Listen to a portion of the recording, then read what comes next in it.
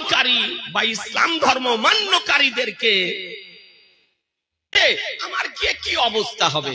সারা রাত চিন্তায় চিন্তিত, অনুতপ্ত হয়ে, অনুশোচিত হয়ে, দুঃখিত হয়ে, লজ্জিত হয়ে, আল্লাহর উপরে বিরাট তাওয়াক্কুল রেখে সকাল বেলায় বাড়ি থেকে বেরিয়ে গেল যে কোনো আল্লাহ ওয়ালা যদি পায়, কোনো আল্লাহর প্রিয়জন যদি পায়, কোন ধর্মপরায়ণ যদি পায়, কোন ধর্মভীরু যদি পায়, কোন সাদেকিন যদি পায়, তবে তার নিকটে আমি তওবা করব, অঙ্গীকার করব, যার জীবনে কোনোদিন অন্যায় করব না, অপরাধ করব না, আজকে কুকর্ম করব না, শরীয়ত বিরোধী কর্ম করব না, এর জন্য আজকে আমি তওবা করব।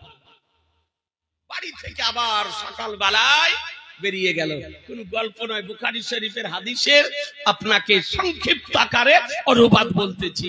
আজি জানে মোহতারাম, তিনি হেঁটেই যাচ্ছেন, যেতে যেতে দেখেন যে একটা জায়গাতে কয়েকজন লোক বসে আছে। তো বলে, ভাই তোমাদেরকে একটা কথা জিজ্ঞাসা করছি। দিলে বলে, কি কথা বলো? বলে, শোনো, আমি একটা বিরাট অপরাধী, অসামাজিক ব্যক্তি আমি। বলে, কি করেছ? বলে, আমি 100 জন ব্যক্তিকে হত্যা করেছি। তারা কোনো অন্যায় করেনি, অপরাধ করেনি, আমার ক্ষতি করেনি, আমার বাড়ি ঘরে চুরি করেনি, কিন্তু তবুও আমি তাদেরকে হত্যা করেছি। কিন্তু আমি চরম দুঃখিত, আজকে অনুতপ্ত হয়ে, অনুশোচিত হয়ে আমি বাড়ি থেকে বেরিয়ে এসেছি।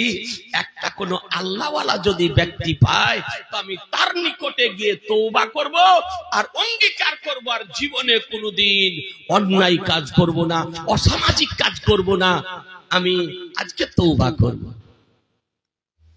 তো তারা বলল যে, ভাই এত বড় সমস্যার কথা আমরা বলতে পারবো না, তোমার তওবা কবুল হবে কি হবে না তা বলতে পারবো না, তোমাকে আল্লাহ ক্ষমা করবেন কি করবেন না তা বলতে পারবো না, তোমাকে আল্লাহ মাফ করবেন কি করবেন না আমরা তা বলতে পারবো না। তবে এই যে সামনে জঙ্গল দেখতেছো, এই জঙ্গলে একজন আল্লাহওয়ালা ব্যক্তি বাস করে, এই জঙ্গলে একজন উচ্চাঙ্গের ধর্মভীরু ব্যক্তি বাস করে, এই জঙ্গলে একজন আজকে আল্লাহওয়ালা ব্যক্তি বাস করে। যদি তুমি সেখানে যাও, তাকে গিয়ে জিজ্ঞাসা করো, তিনি বলতে পারবেন যে তোমার তওবাকে আল্লাহ কবুল করবেন না করবেন না। সেখান থেকে হাঁটতে আরম্ভ করেছে। কিছু দূর যাওয়ার পর ওই আল্লাহওয়ালা ব্যক্তির নিকটে, ওই যে জঙ্গলে সর্ব সময় ইবাদত করেন, তার নিকটে যাওয়ার জন্য হাঁটতে আরম্ভ করেছেন। আর কিছু দূর যাওয়ার পর জান কবজকারী ফেরেশতা এসে হাজির। কে বলেন না, কথা বলেন না, কে এসে হাজির? জান কবজকারী ফেরেশতা। আচ্ছা, জান কবজকারী ফেরেশতার নাম কি? জোরে, হযরত ইজরাইল আলাইহিস সালাম। ফেরেশতার নাম বলবেন একটু আদব সহকারে। হযরত ইজরাইল আলাইহিস সালাম। অনেকে বলে আজরাইল, আজরাইলটা ভুল, সঠিক নাম হলো হযরত ইজরাইল আলাইহিস সালাম। জান কবজ করা হলো।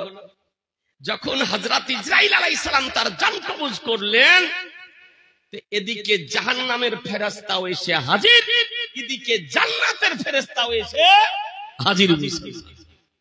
বলছেন, এর রূহটাকে দাও, এর রূহটাকে আমি জাহান্নামে নিয়ে যাব। বলে, তুমি জাহান্নামে কেন নিয়ে যেতে চাও? বলে, ওই 100 জন ব্যক্তিকে হত্যা করেছে, অসামাজিক ব্যক্তি, অপরাধী ব্যক্তি, অন্যায়কারী ব্যক্তি। আজকে 100 জন ব্যক্তি রক্তের স্রোত বইয়ে দিয়েছে, সুতরাং এর রূহকে আমি নিয়ে জাহান্নামে যেতে চাই। রহমতের ফারিস্তা, জান্নাতের ফারিস্তা বলতেছে, শোনো, যদিও এ ব্যক্তি 100 জন ব্যক্তিকে হত্যা করেছে, তবুও সে ব্যক্তি বাড়ি থেকে অনুতপ্ত হয়ে, অনুশোচিত হয়ে, আজকে অনুপ্রাণিত হয়ে একজন আল্লাহওয়ালা ব্যক্তির নিকটে তওবা করার মানুষে আজকে বাড়ি থেকে বের হয়েছে। সুতরাং তার রূহকে আমি জান্নাতে নিয়ে যেতে চাই। সুবহানাল্লাহ, সুবহানাল্লাহ, আর একটু জোরে সুবহানাল্লাহ। মুহতারাম, রহমতের ফারিস্তা বলতেছেন, এর রূহকে আমি জান্নাতে নিয়ে যেতে চাই। জাহান্নামের ফারিস্তা বলতেছেন, এর রূহকে আমি জাহান্নামে নিয়ে যেতে চাই। দুইজন ফারিস্তাতে দ্বিমত দেখা দিল। শেষ পর্যন্ত মহান রব্বুল আলামিনের দরবারে তারা উপস্থিত হলেন। বলে এই অবস্থা, রব্বুল আলামিন বলে, তুমি জাহান্নামে নিয়ে যেতে চাও? বলে হ্যাঁ ইলাহাল আলামিন। আর বলে তুমি জান্নাতে নিয়ে যেতে চাও? বলে হ্যাঁ ইলাহাল আলামিন। বলে এক কাজ করো, যে জায়গাতে ওই ব্যক্তির ইন্তিকাল হয়েছে, জান কবজ করা হয়েছে, সেই জায়গা থেকে বাড়ির দিকে মাপো। আর আমার প্রিয় বান্দা যার নিকটে তওবা করার মানুষে আসতেছিল, তার দিকে মাপো। যদি বাড়ির দিকে বেশি হয় তবে জাহান্নামে নিয়ে যাও। আর যদি আমার প্রিয় বান্দার দিকে যদি বেশি হয় তবে তার রূহকে জান্নাতে নিয়ে যাও। সুবহানাল্লাহ, সুবহানাল্লাহ। নারে তাকবীর, নারে রিসালাত, ওলামা আহলে সুন্নাহ, জশ্ন ঈদ মিলাদুন নবী।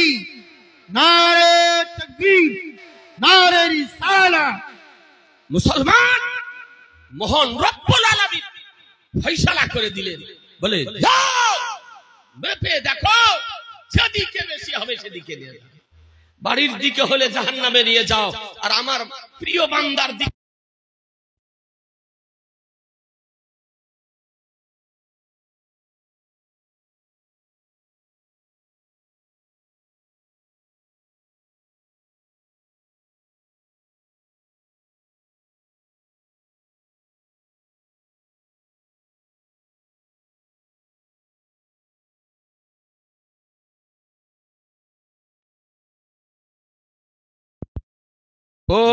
মুহাম্মাদিন মুহাম্মাদ হরদম জবান সে নিকালো পাক নবী মুহাম্মাদ হরদম জবান সে নিকালো শাফিঈনা মুহাম্মদ সাল্লাল্লাহু তাআলা আলাইহি ওয়াসাল্লাম। ফেরেশতা ফিরে আসার পর মাপ করতে আরম্ভ করলেন। দেখা গেল যে আল্লাহর ওলির দিকে তার এক ধাপ আপনার বেশি হয়ে গেল। বেশক, বেশক, জোরে বলে সুবহানাল্লাহ, সুবহানাল্লাহ। আল্লাহর ওলির দিকে এক ধাপ বেশি হয়ে গেল। মহান রব্বুল আলামিন বলেন, বলে যাও, আমি রব্বুল আলামিন তার জীবনের গুনাহকে ক্ষমা করে দিলাম, তার রূহকে নিয়ে জান্নাতে নিয়ে যাও। সুবহানাল্লাহ।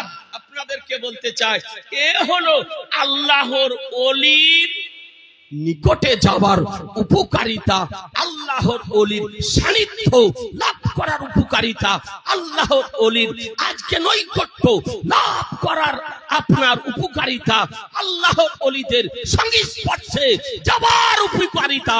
এই জন্য তো কোরআন বলতেছে, এই আল্লাযিনা আমানুত্তাকুল্লাহ ওয়া কুনু মা'আস সাদিকিন, হে ঈমানদারগণ, আল্লাহকে ভয় করো আর সত্যবাদীদের সঙ্গ লাভ করো।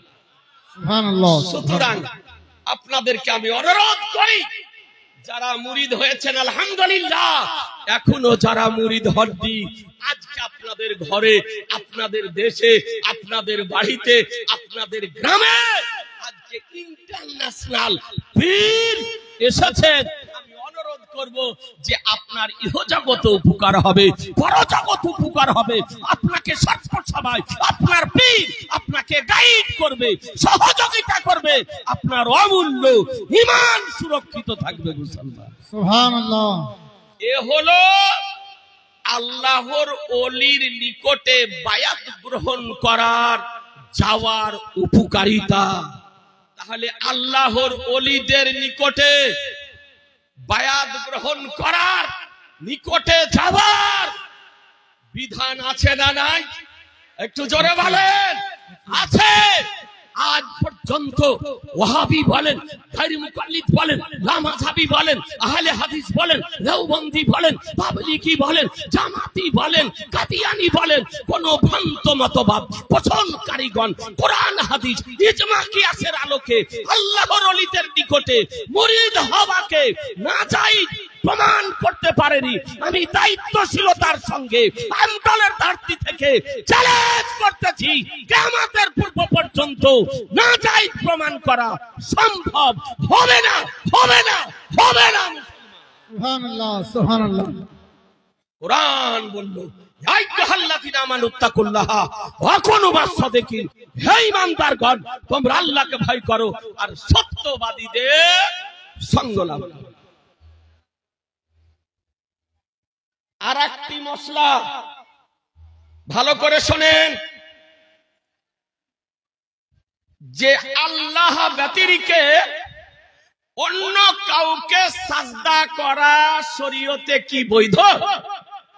জি না, একমাত্র আল্লাহকে সাজদা করা জায়েজ।